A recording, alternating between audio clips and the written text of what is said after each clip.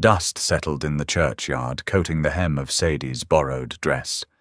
She was 21, entirely alone, and currently being traded for 6 wagon loads of cured elk meat. The man standing beside the altar didn't look like a groom. He looked like a landslide wrapped in bearskin. Lucian Holt was a myth told to frighten children 7 feet of scarred silence who lived high in the bitter roots. Now he was her husband. They didn't call it a sale. Mayor Cobb called it an arrangement of mutual salvation. Oakhaven was a dying silver town starved out by a brutal winter and abandoned by the railroads. When Lucien Holt brought down 3,000 pounds of salted elk and bear meat, he didn't ask for gold. He asked for a wife. Sadie Miller was the obvious choice. She had no family, no prospects, and no one to raise a rifle if she went missing. For 10 years she had scrubbed floors at Cobb's boarding house, her hands perpetually cracked from lye soap, her back aching from hauling boiling water. When Cobb pulled her out of the washroom and told her to pack her single trunk, she didn't cry. Crying was a luxury for women who had mothers to run to. Sadie just wiped her hands on her apron, went to her cot, and packed her 3 faded cotton dresses. The wedding took exactly 4 minutes. Reverend Lewis sweated profusely, his eyes darting anywhere but the towering behemoth standing before the pulpit. Lucien Holt filled the small chapel with the smell of pine pitch wood smoke and cold leather. He wore a heavy coat made of tanned hides, his massive shoulders blocking out the morning sun filtering through the stained glass. His face was a map of harsh terrain, a jagged pale scar slashed down his jaw, and a thick dark beard obscured the rest. He hadn't said a single word since stepping into town. "Do you, Sadie, take this man?" The Reverend squeaked. Sadie looked at Lucien. His eyes were pale the color of winter ice, and they were fixed on the church door as if he were calculating how quickly he could get out of there. "I do," she said. Her voice was flat, devoid of the tremor the Reverend clearly expected. Lucien looked down at her then. It was a heavy, assessing gaze. He reached into his deep pocket and pulled out a ring. It wasn't gold. It looked like iron hammered flat and uneven over an anvil. He held out his hand. His knuckles were busted, the skin thick and calloused. Sadie placed her raw, red, lye-burned hand in his. He slipped the iron ring onto her finger. It was cold. "Done," Lucien rumbled. His voice vibrated in his chest, a sound like boulders grinding together. It was the first time she had heard him speak. There was no reception. There were no congratulations. Cobb was already outside, aggressively supervising the unloading of the meat. Lucien turned and walked down the aisle. He didn't check to see if Sadie was following. He expected her to. She picked up her small wooden trunk by the leather handle. It was heavy, but she was used to heavy things. As she dragged it toward the chapel doors, a massive shadow fell over her. Lucien had returned. Without a word, he took the trunk from her hand. He lifted it effortlessly, tossing it into the back of his waiting wagon as if it were an empty crate. The wagon was hitched to 2 massive, ugly mules. Sadie climbed up to the buckboard, her thin wool shawl offering 0 protection against the biting autumn wind. The townsfolk of Oakhaven watched from the boardwalks. Their faces were a mix of pity and relief.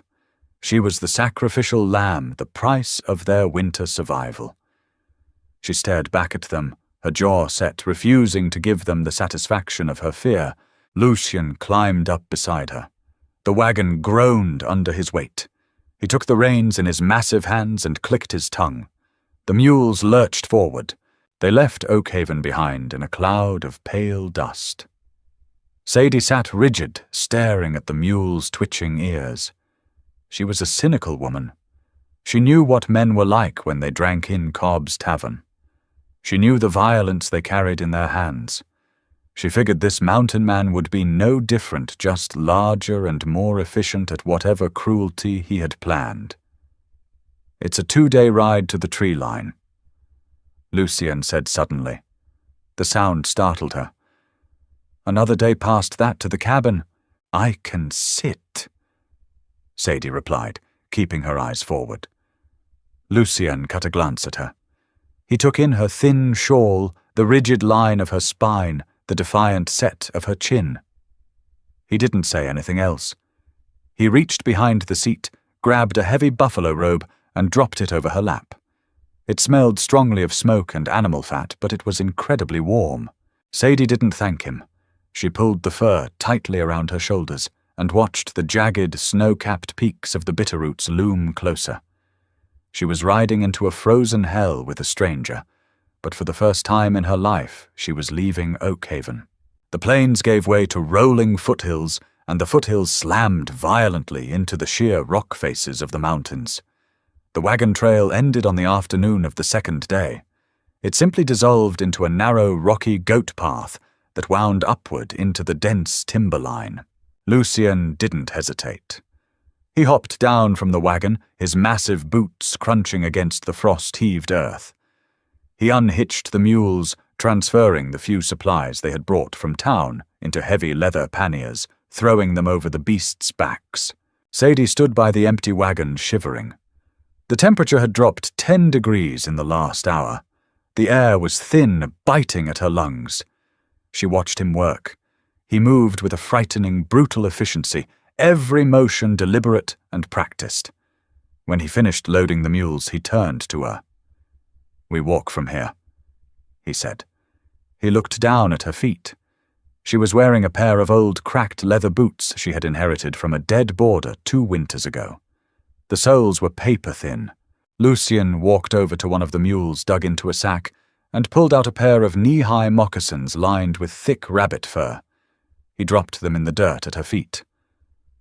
"Put 'em on, or lose your toes to the frost." Sadie didn't argue. She sat on the wagon tongue, yanked off her ruined boots, and pulled the moccasins on. They were men's sizing far too large, but he handed her thick strips of rawhide to tie them tight around her calves. The immediate enveloping warmth was a shock to her system. The climb began. It was agonizing. The incline was brutal, the path littered with loose scree and exposed roots. Sadie's thighs burned within the first mile. Her lungs screamed for air that simply wasn't there. But she didn't stop. She fixed her eyes on the broad expanse of Lucien's back as he led the mules, stepping exactly where he stepped. If he could do it, she would not be the one to break. Hours bled into one another. The pines grew thicker, the shadows longer. The silence between them wasn't the tense, aggressive silence Sadie was used to in town. It was just an absence of noise, filled only by the wind howling through the needles and the rhythmic clack of the mules' hooves on stone. By nightfall, they made camp under the overhang of a massive granite boulder. Sadie collapsed onto a fallen log, her legs trembling so violently she couldn't stand. She expected him to demand she make a fire to cook to serve him. That was the way of things. Instead, Lucien ignored her. He struck a match against his zipper, lit a bundle of dry moss, and had a fire roaring in under 3 minutes. He hauled water from a nearby freezing creek, set a blackened tin pot over the flames, and began slicing thick cuts of salt pork. Sadie watched him, her cynicism warring with her exhaustion. "He's just keeping his investment alive," she told herself. "You don't buy a draft horse and let it starve on the first day." When the meat was cooked, he speared the largest piece with his hunting knife and held it out to her on a tin plate. "Eat," he commanded gently. She took it. She ate ravenously, the hot grease scalding her tongue, but settling like a stone of pure energy in her empty stomach. He sat across the fire from her, eating his own portion in silence. In the firelight, he looked less like a monster and more like a part of the mountain itself, weathered, unmovable, and deeply solitary. "Why me?" Sadie asked. The words slipped out before she could stop them. Her voice cracked from the cold. Lucien stopped chewing. He looked at her through the smoke. "Mayor said you worked hard. Said you didn't have no kin to come looking for a handout." So you bought a pack mule. Lucien's jaw tightened. I didn't buy nothing. The Homestead Act says a man can claim 300 acres if he's married. Only 150 if he ain't. I need the timber rights along the ridge. He paused, poking the fire with a stick. And a man gets tired of hearing nothing but his own breathing for 6 months out of the year. Sadie stared at him. It was the most honest, unvarnished thing a man had ever said to her. No poetry, no lies, just dirt-level truth. The next day they reached the cabin. It sat in a high alpine valley surrounded by towering pines and a sheer rock wall at its back. It was rough-hewn, built of massive, unpeeled logs chinked with mud and horsehair. A heavy stone chimney billowed faint white smoke into the grey sky. It was isolated. It was lonely. It was terrifying. Lucien pushed the heavy plank door open. Inside it was dark and smelled heavily of curing hides, old ash, and man. There was a single bed in the corner, piled high with furs. A heavy oak table, 2 chairs, and a cast-iron stove. He walked in, dumped her trunk on the floor, and pointed a massive scarred finger at the bed. Yours, he said. Sadie frowned. Where do you sleep? Lucien pointed to a thick pile of bear hides near the hearth. Floor. Before she could process the fact that the giant wasn't demanding his marital rights, he turned and walked back out the door to see to the mules. Sadie stood alone in the center of the cabin. She looked at the iron ring on her finger. The silence of the mountain pressed against the walls, heavy and absolute. The cold woke her.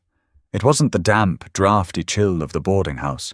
It was a dry, biting cold that seemed to suck the breath right out of her lungs. Sadie sat up in the heavy furs.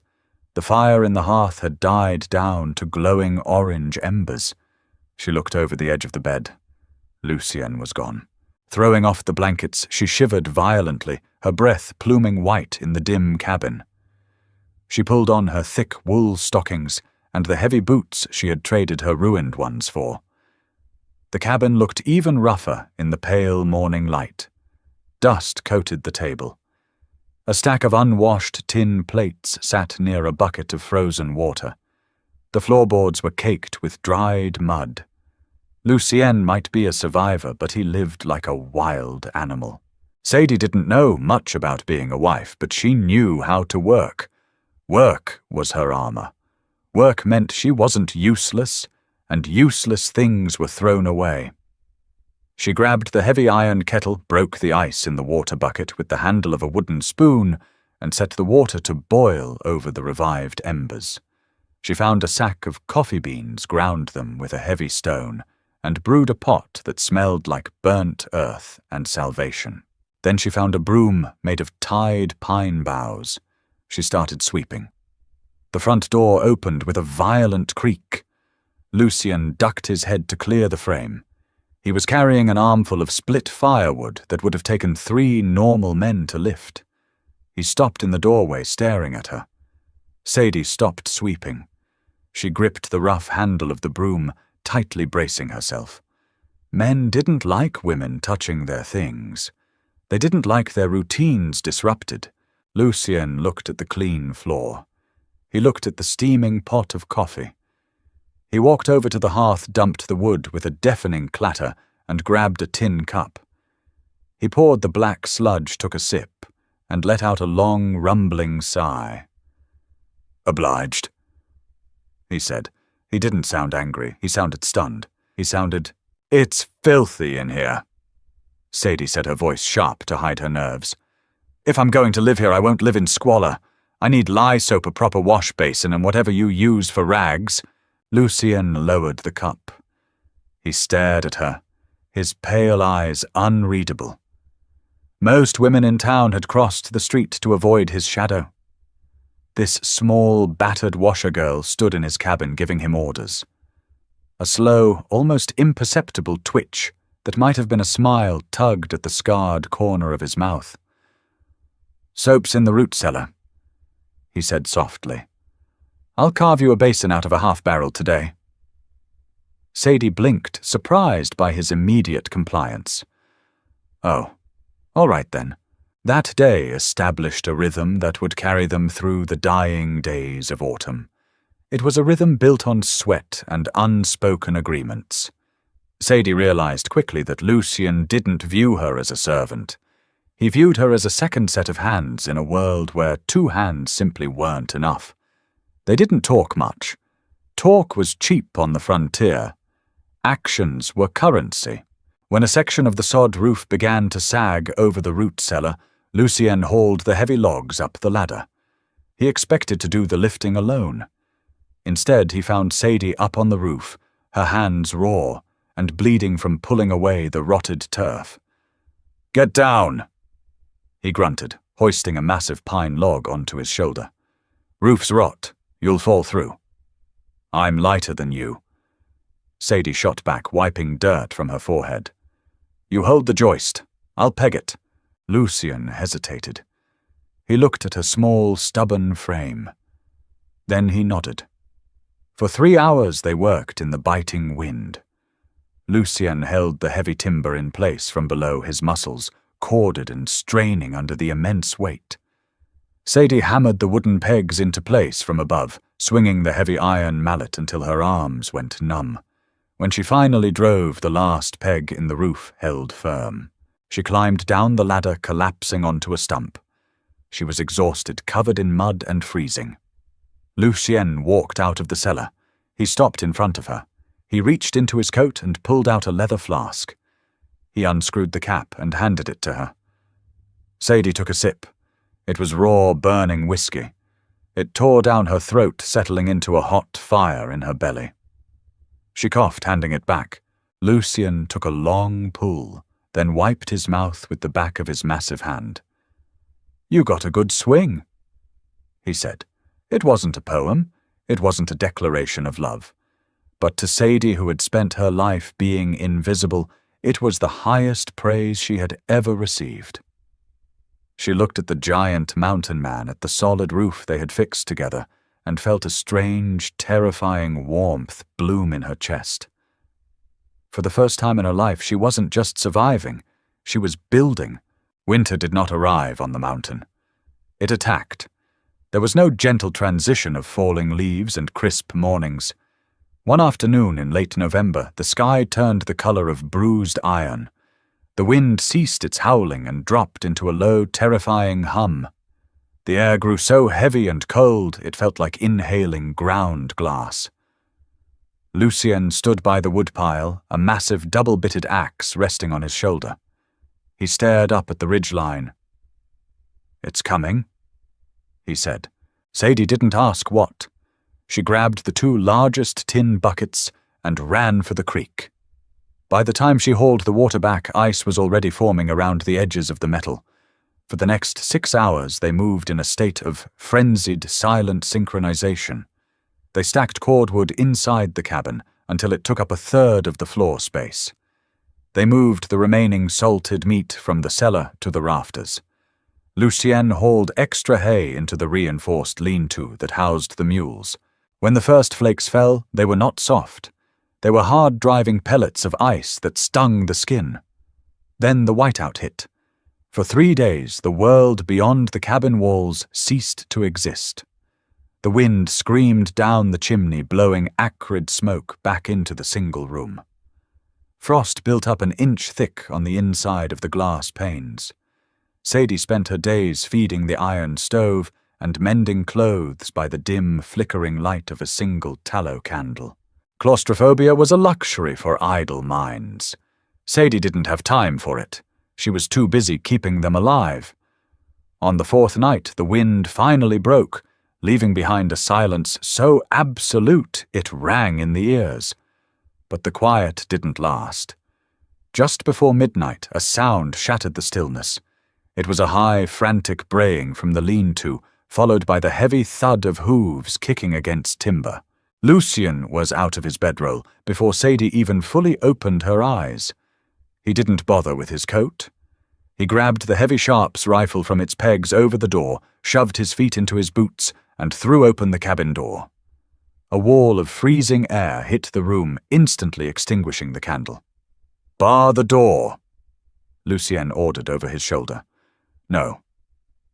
Sadie was already out of bed. She grabbed the heavy iron lantern from the table and fumbled with a match. Lucien turned his massive frame, blocking the moonlight. "Sadie, bar it. You can't shoot what you can't see." She shot back, getting the wick to catch. She grabbed his heavy buffalo coat from the chair. "And you can't shoot if your hands are frozen solid." She threw the heavy coat at him. He caught it staring at her for a split second. The mules shrieked again, a sound of pure terror. Lucien shrugged into the coat, checked the chamber of his rifle, and kicked his way through the snowdrift at the door. Sadie followed. The cold hit her like a physical blow, stealing the breath from her lungs. The snow was up to her thighs. She waded in Lucien's massive wake, holding the lantern high. They reached the lean-to. The heavy wooden door had been splintered inward. Through the gloom, illuminated by the swinging yellow arc of Sadie's lantern, they saw them. Timber wolves. 5 of them. They were starving, driven down from the high peaks by the blizzard. 2 were tearing at the hindquarters of the smaller mule, which was kicking wildly slick with its own blood. A 3rd was circling the larger mule. The largest wolf, a massive scarred male with matted grey fur, stood near the splintered door, its yellow eyes fixing on Lucien. It didn't back down. It snarled a low, guttural sound that vibrated in the frigid air and lunged. Lucien didn't flinch. He didn't even raise the rifle to his shoulder. He fired from the hip. The roar of the sharps was deafening in the enclosed space. The massive wolf folded midair, hitting the snow with a heavy thud. The gunshot sent the other wolves into a frenzy. 2 scattered, bolting, past Sadie and disappearing into the black timber. But the 2 on the injured mule turned their aggression towards the humans. One launched itself at Lucien's legs. Lucien swung the heavy barrel of the rifle like a club, catching the animal in the ribs, with a sickening crack sending it sprawling. The last wolf bypassed Lucien entirely. It locked its eyes on the lantern. It locked its eyes on Sadie. It sprang. Sadie didn't scream. Her cynical, hardened heart hammered against her ribs, but her hands were steady. She didn't drop the lantern. Instead, she swung it forward, smashing the heavy glass and iron casing directly into the wolf's face. The glass shattered.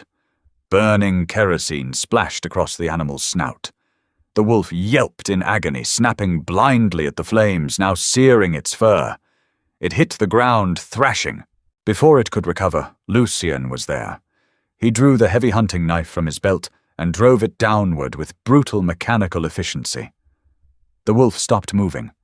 Silence descended on the lean-to, save for the ragged breathing of the mules and the hiss of melting snow where the kerosene burned. The smell of copper blood and singed hair was thick in the air. Sadie stood frozen, her hands trembling violently now that the immediate danger had passed. She looked at the smashed lantern at her feet. She was plunged into darkness, the only light coming from the pale moonlight reflecting off the snow. Lucien turned to her. He was breathing heavily, a dark stain spreading across the thigh of his canvas trousers where the first wolf's claws had caught him. He stepped over the carcasses, closing the distance between them. He reached out with a bloody, calloused hand and gripped her shoulder. His grip was tight, grounding her. "You ain't hurt," he said. It wasn't a question. "I'm not." Her voice shook, but she forced her chin up. "Your leg. It's just a scratch. Mule took the worst of it." Lucien looked down at her, his pale eyes glowing in the moonlight. The silence stretched between them, heavy with adrenaline, and something else, something distinctly like respect. "You should have stayed in the cabin, Sadie. You would have been fighting in the dark," she replied stubbornly. Lucien's jaw worked. He looked at the dead wolf at her feet, then back at her. "Yeah," he rumbled softly. "I would have." The scratch was not just a scratch. Wolves carried the rot of old kills in their mouths and under their claws. By the 3rd day after the blizzard, Lucien's thigh was swollen to the size of a tree trunk. The flesh around the ragged tears was angry and purple, radiating heat that Sadie could feel from a foot away. For the first time since she had met him, the giant was grounded. He lay in the bed he had refused it initially, but his leg eventually refused to hold him, sweating through the heavy furs, his breath shallow and rattling. The temperature outside had plummeted to 30 below zero. Sadie was completely alone. In Oakhaven, if a man got sick, you sent for the doctor. If the doctor couldn't fix it, you sent for the undertaker. Up here there was no doctor, no undertaker, and no one to dig a grave through 6 feet of frozen soil. There was only her. Panic was a cold, sharp thing, but Sadie pushed it down. She had survived a decade of Cobb's beatings and Oakhaven's freezing mud by shutting off her fear and focusing on the next task. She boiled water. She tore her petticoat, one of her only 2 remaining pieces of clean clothing, into strips for bandages. She remembered the old Indian women who used to come through town selling remedies. They used pine pitch for infections. Sadie bundled up in Lucien's spare coat, took a hatchet, and fought her way through the waist-deep drifts to the nearest stand of evergreens.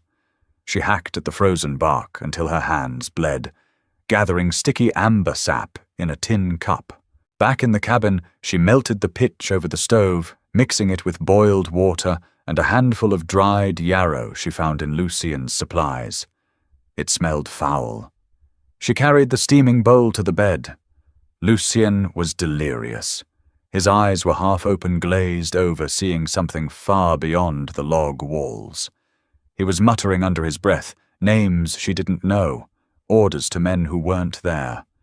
The scars on his face stood out stark white against his flushed skin. "Lucien," she said firmly. He didn't register her. He thrashed a massive, uncoordinated movement that nearly threw her backward. "Hold still, damn you!" she hissed, slamming her small hands against his chest. It was like pushing against a boulder, but the sharpness of her voice seemed to pierce through the fever. He blinked, focusing on her face. "Sadie." He rasped, his voice sounding like dry gravel. "I have to clean it out. It's going to hurt." He didn't argue. He just gripped the edge of the mattress, his knuckles turning white. Sadie didn't hesitate. She peeled back the crusted bandages. The smell of infection hit her, turning her stomach, but she forced herself to breathe through her mouth. She took a clean cloth, dipped it in the boiling pitch mixture, and pressed it directly into the open wounds.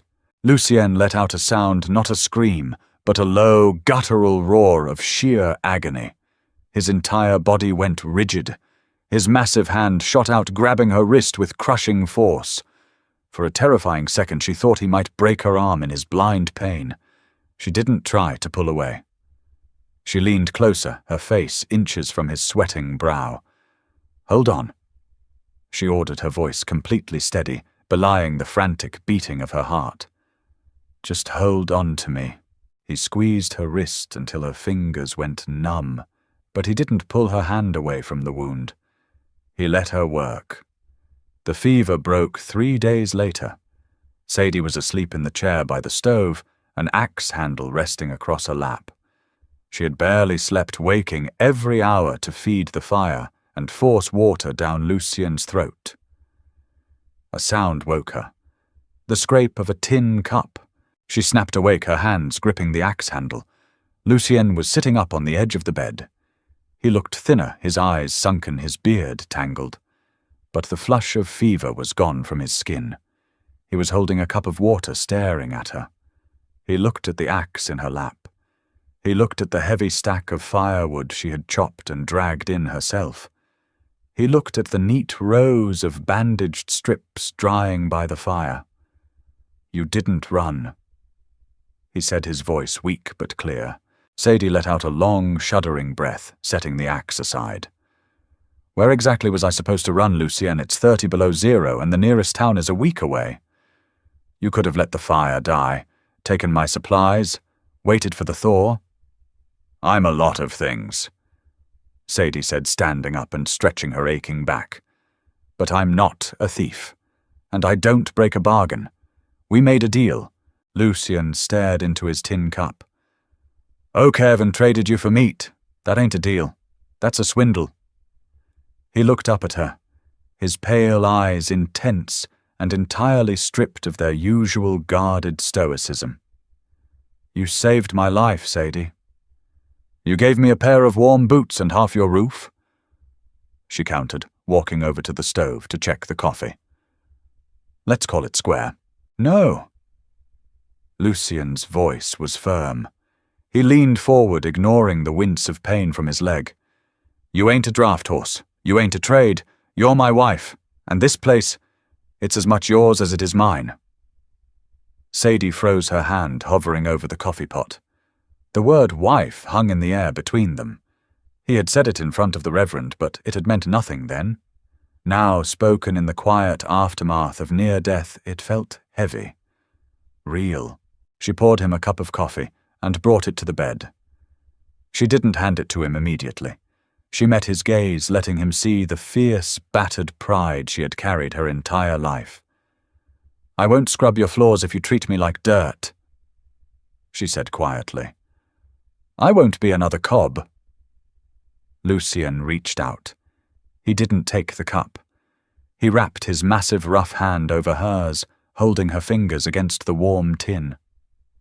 "I know," he said softly. The thaw came in late April. The sheer white walls of the valley began to weep, sending 1,000 small waterfalls cascading down the granite faces. The creek swelled, rushing violently over slick stones. The air smelled of wet earth and pine needles. Lucian's leg had healed to a thick, raised scar. He walked with a slight limp, but his strength had returned. They spent the days felling timber, dragging the massive logs with the surviving mules to clear the ridge for the homestead claim. They worked side by side. There were no longer orders given. There was just a mutual understanding of what needed to be done. They ate together at the rough oak table. In the evenings, Lucian would oil his traps by the fire, while Sadie mended harnesses or read from a battered old Bible she had found in his trunk, not for the religion, but just to hear the sound of her own voice, forming words in the quiet cabin. The isolation had bred a strange, profound intimacy between them. They still slept in separate spaces, Sadie in the bed, Lucian on his furs, but the heavy, oppressive silence of the early days had vanished. It was replaced by a comfortable quiet broken by shared glances and quiet conversations about the weather, the timber, the future. But the thaw also opened the mountain passes. Sadie was out by the creek hauling a bucket of water for the wash when she heard the crunch of boots on gravel. It wasn't the heavy measured tread of Lucian. It was fast, erratic, and multiple. She stood up, dropping the bucket. 2 men emerged from the tree line. They were ragged, their coats filthy, and torn, their faces covered in weeks of greasy stubble. They looked like men who had spent the winter freezing in a mining camp and had come out looking for easy pickings. They had revolvers strapped to their hips and hungry, desperate looks in their eyes. They stopped when they saw her. They looked at the small, lone woman holding a wash bucket.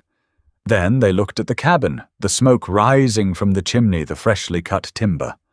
The taller one, a man with a missing front tooth and a bowler hat pushed back on his head, smiled. It was an ugly, predatory thing. "Well now," the tall man drawled. "Look what we found up here.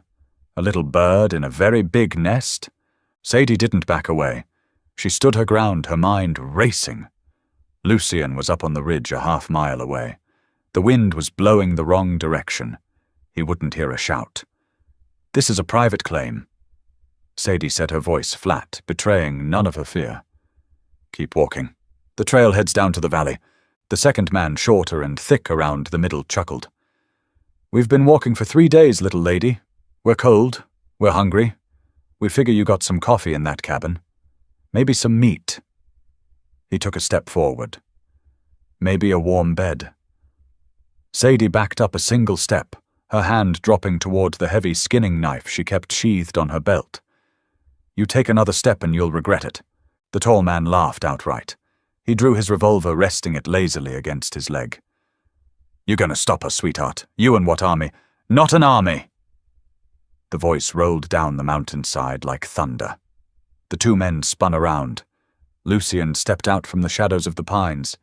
He didn't have his rifle. He had his massive felling axe resting casually on his right shoulder. He was covered in sweat and sawdust, his face a grim, stony mask. He didn't walk quickly. He just closed the distance with long, inevitable strides.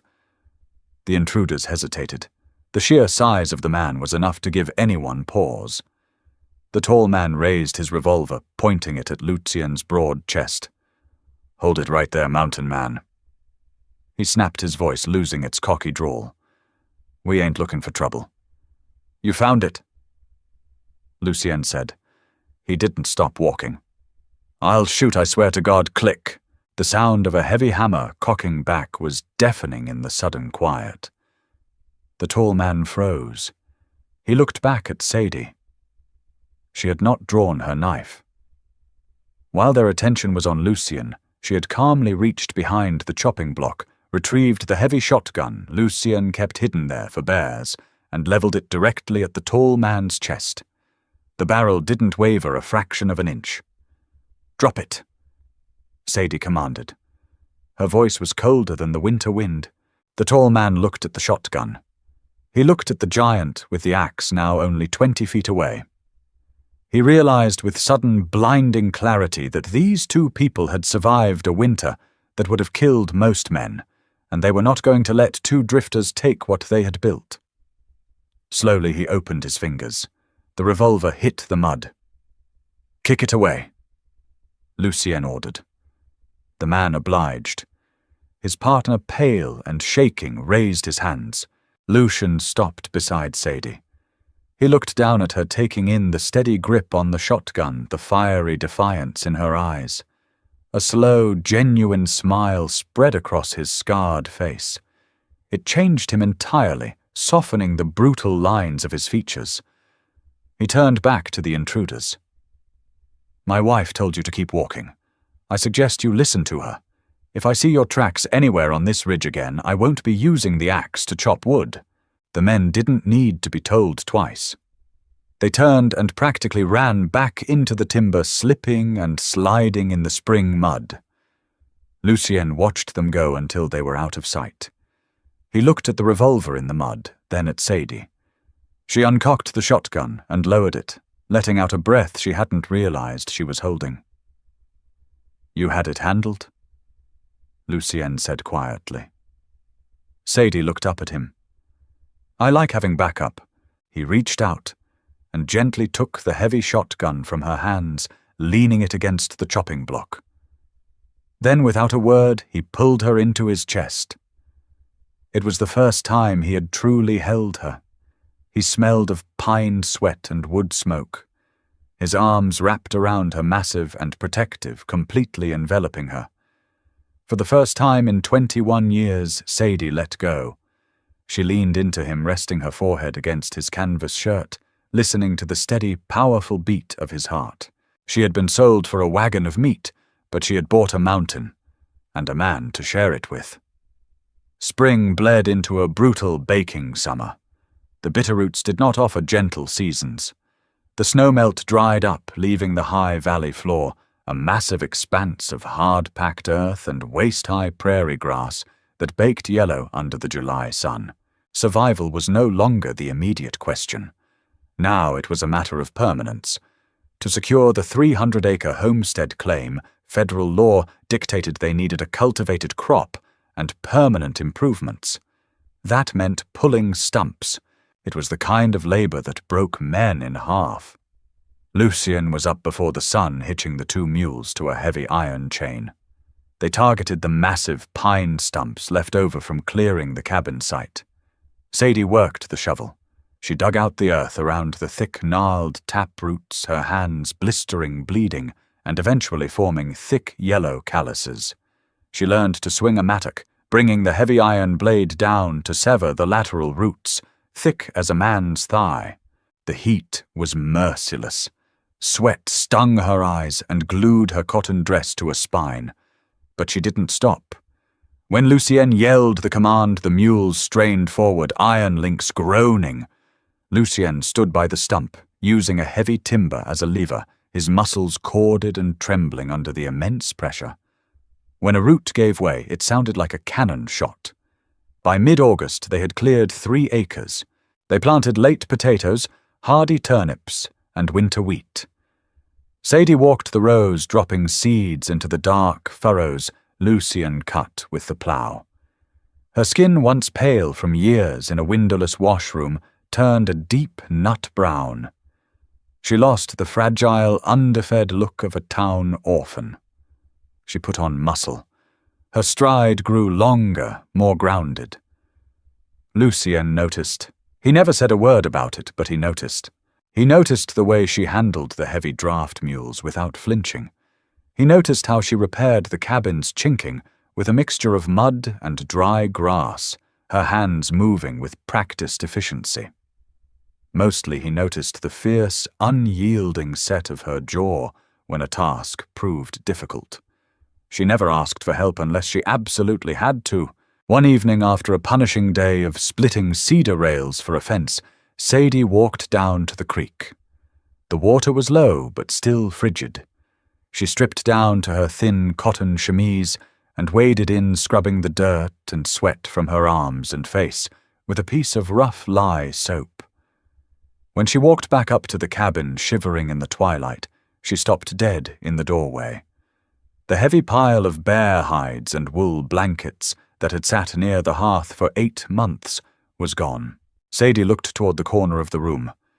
Lucien was sitting on the edge of the heavy log bedstead. He had just finished washing at the basin. His hair was damp, plastered to his skull, and he was shirtless, the pale scars on his chest and arms stark against his tanned skin. He didn't look at her immediately.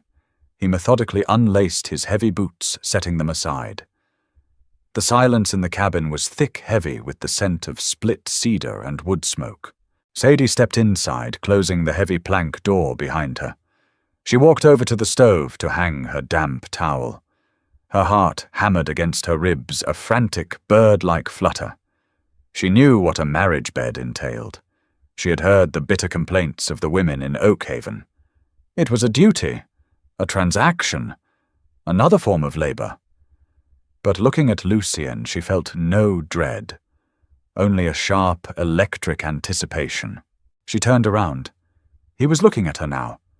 Those pale, ice-colored eyes were tracking the damp line of her chemise, the sharp curve of her collarbone.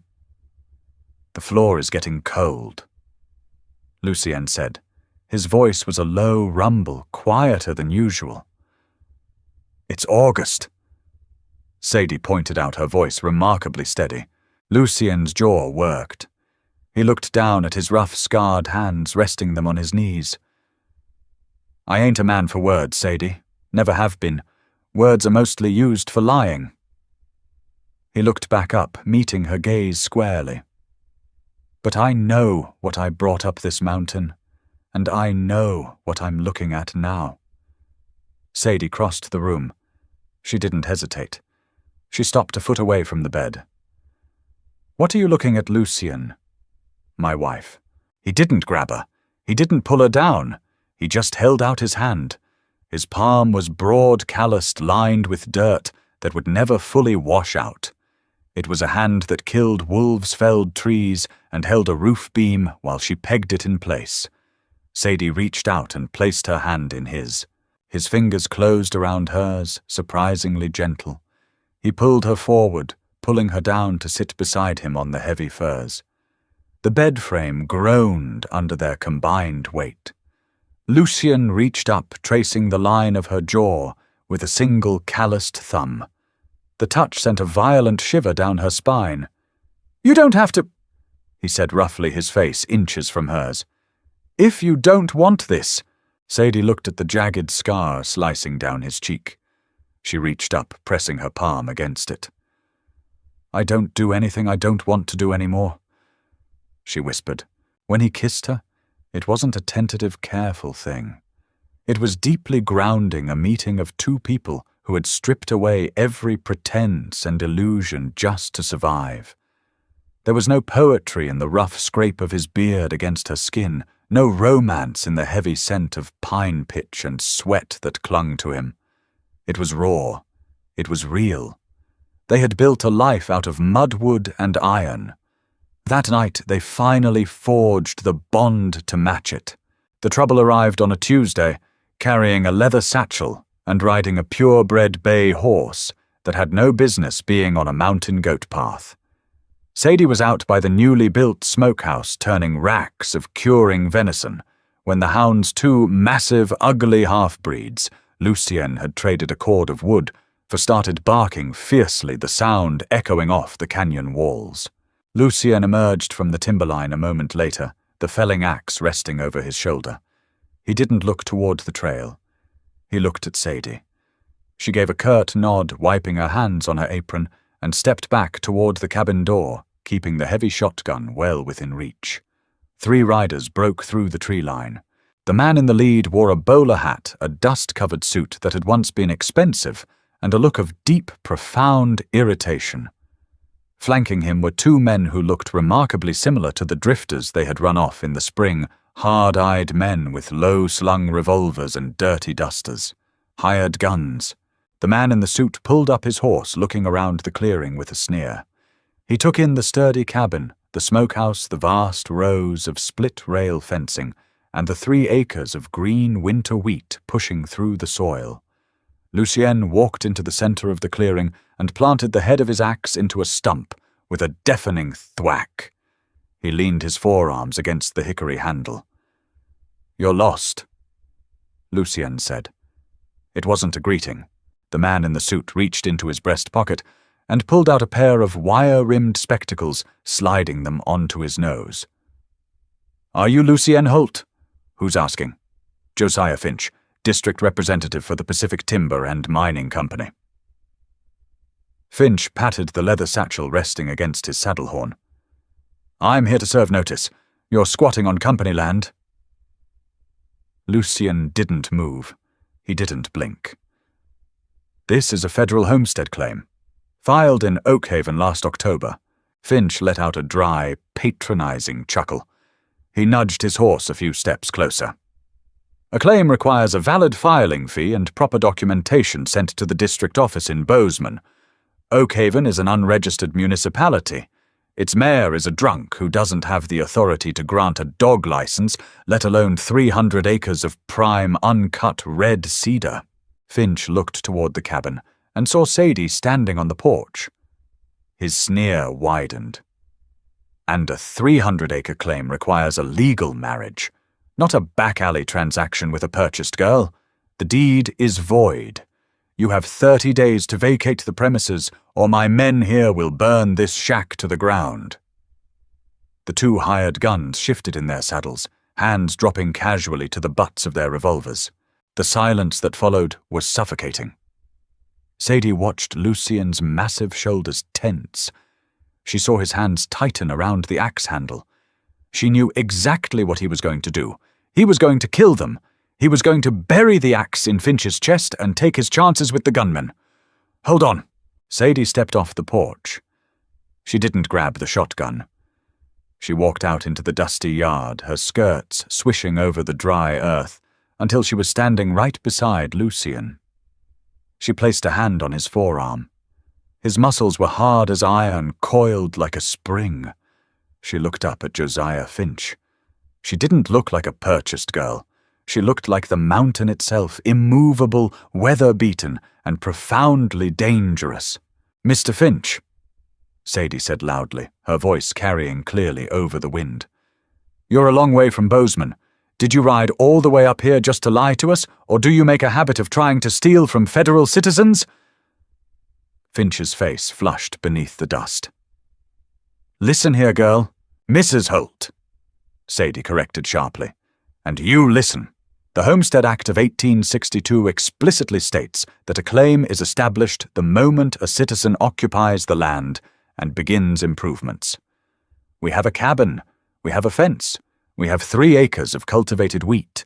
That establishes squatters' sovereignty, which supersedes any corporate claim filed after our date of occupation. Finch stared at her, genuinely taken aback. He glanced at his hired men, then back to Sadie. Your filing is illegitimate. The marriage wasn't processed. Mayor Cobb is a sworn justice of the peace. Sadie fired back her mind, racing through the countless legal primers she had dusted and read in Cobb's parlor over the years. Whether he forwarded the fee to Bozeman is a matter of administrative failure on the part of the territory, not a fault of the claimant. Furthermore, the Pacific Timber Company doesn't own this valley. The railroad expansion halted 50 miles east of here. You're a speculative agent trying to strong-arm isolated settlers before the surveyors arrive next spring. She took a step closer to the bay horse. The animal nervously sidestepped. Now, Sadie continued, her voice dropping into a lethal quiet register. You have two choices. You can ride back down this mountain and forget you ever saw this valley, or you can tell your men to draw. She gestured to Lucien, who had pulled the axe from the stump. I guarantee my husband takes your head off your shoulders before your men clear leather, and even if they shoot him, I will take that shotgun off the porch and turn you both to mist before you make the tree line. She stared Finch dead in the eye. Is a corporate bonus worth dying in the mud, Mr. Finch? Finch's mouth opened and closed. He looked at the giant man with the axe. He looked at the hard, cynical woman who knew the law better than he did. He looked at the sheer drop of the valley wall behind them. He realized he had made a catastrophic miscalculation. This isn't over. Finch spat, yanking his horse's reins hard to the left. It is, Lucien rumbled, speaking for the first time since Sadie stepped in. If you come back, I won't wait for my wife to explain the law to you. Finch spurred his horse. The hired guns, looking visibly relieved, followed him. They disappeared back down the goat path, the dust settling slowly in their wake. Sadie watched them go until the sound of hooves faded completely. Her knees suddenly felt weak. The adrenaline receded, leaving behind a cold, hollow dread. She turned to Lucien. He was staring at her. The anger was gone from his face, replaced by a look of sheer, unadulterated awe. Where did you learn all that? He asked softly. I cleaned Cobb's office for 10 years, she said, rubbing her temples. He used to cheat miners out of their claims. I read the law books he kept on his desk so I'd know how he was doing it. She looked up at him, her expression hardening. But Finch was right about one thing. Cobb probably kept the filing fee. We aren't legally registered in Bozeman. If Finch brings a federal marshal back here next spring, the axe and the shotgun won't save us. They'll legally hang you and take the land. Lucien frowned, looking out over the wheat field. So what do we do? Sadie turned toward the cabin. We pack the mules, we ride to Bozeman, and we file the deed directly with the land office, directly into the federal ledger before Finch can secure an injunction. They left at dawn. The ride to Bozeman took 6 grueling days. It was a bustling, chaotic frontier hub, choked with cattlemen, miners, and railroad workers. When they rode down Main Street, people stopped and stared. They were a striking pair. Lucien towering and broad, wearing a clean wool coat, his face a map of violent scars. And Sadie riding tall beside him, wearing a dark green riding habit she had painstakingly altered from an old boarding house curtain, a heavy revolver strapped unapologetically over her skirt. They didn't look like victims. They looked like conquerors. They walked into the federal land office.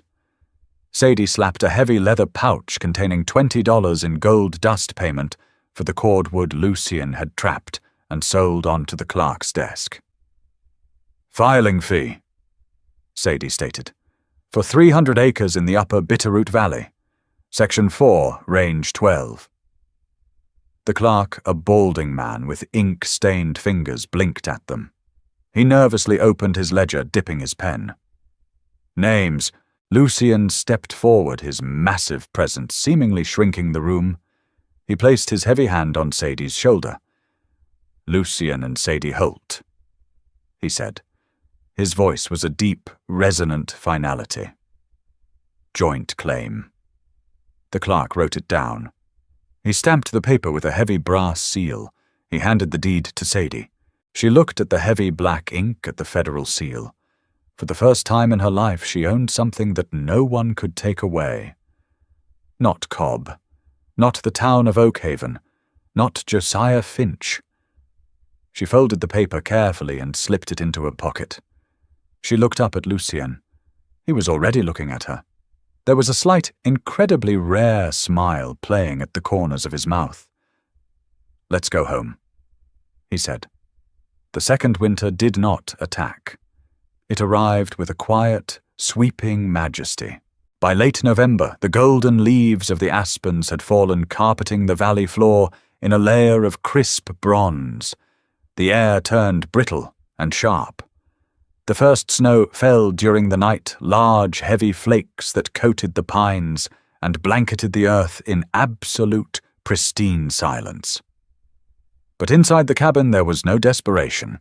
The root cellar was packed to the ceiling. Heavy burlap sacks of potatoes, carrots and turnips sat on wooden pallets. The smokehouse was full of cured elk venison and fat river trout. Outside, a massive cordwood pile stretched the length of the cabin, stacked tight and covered with tarps. The mules were fat and warm in a fully insulated barn Lucien had built from the cedar logs they had split. They weren't just surviving the mountain anymore. They had mastered it. Sadie stood at the newly installed glass window, holding a mug of steaming black coffee. She watched the snow fall, illuminated by the silvery light of a full moon. She felt a deep, profound ache in her muscles, the good kind of ache, the kind that came from building something permanent with your own two hands. The cabin was warm. The heavy iron stove radiated a steady, comfortable heat. On the table sat a basket of mending and a catalogue they had brought back from Bozeman. They were planning to order a proper cast-iron cook stove in the spring. Lucien walked up behind her. He didn't say anything. He just wrapped his massive arms around her waist, pulling her back against his broad chest. He rested his chin on the top of her head. Sadie leaned into him, letting out a long, contented sigh. She rested her hands over his forearms where they crossed her stomach. "It's going to be a deep freeze," Lucien murmured, his voice rumbling against her back. "Let it," Sadie replied. "We have enough wood to burn until May." Lucien turned her around gently. He looked down at her. The harsh lines of his face had softened over the past year. The deeply ingrained solitude that had defined him when she first met him was gone. He looked at peace. He reached into the pocket of his flannel shirt. He pulled out a small folded piece of cloth. Sadie frowned, watching him unfold it. Inside sat a ring. It was gold simple and thick, gleaming warmly in the firelight. "I saw it in the window of the assayer's office in Bozeman," Lucien said quietly. "Traded 3 prime beaver pelts for it." He looked at her left hand. "Figured it was time you had a proper ring. One that wasn't hammered out of an old horseshoe nail." Sadie looked at the gold ring in his palm. It was beautiful. It was the kind of ring a respectable town wife wore, the kind of ring that signaled stability, wealth, and proper society. Then she looked down at her own hand. On her ring finger sat the crude, heavy iron band Lucien had slipped onto her hand in the church in Oakhaven. It was scratched, dented, and completely devoid of shine. It had survived the lye soap, the freezing water of the creek, the handle of the mattock, and the recoil of a shotgun. She reached out and closed Lucien's massive fingers over the gold ring. "No," Sadie said softly. Lucien looked confused, a flash of uncertainty crossing his pale eyes. "You don't like it." "It's beautiful," she said, looking up into his face. "But it doesn't belong to me." She lifted her left hand, running her thumb over the cold, heavy iron band. Gold is soft, Lucienne. It bends. It melts when the fire gets too hot. People kill each other over gold. They steal it. She stepped closer to him, resting her iron-clad hand flat against his chest, right over his heart. This ring, she said, her voice fierce and completely devoid of cynicism, was forged in a fire. It held up when the wolves came. It held up when we pulled the stumps. It held up when the world tried to freeze us out. I don't want a soft ring for a soft life. I want the iron. Lucienne stared at her. The firelight flickered in his pale eyes, reflecting a depth of emotion he couldn't possibly articulate. He didn't need to. He dropped the piece of cloth with the gold ring onto the table. He took her face in his hands. His thumbs, rough as sandpaper, gently wiped away a smudge of flour from her cheek.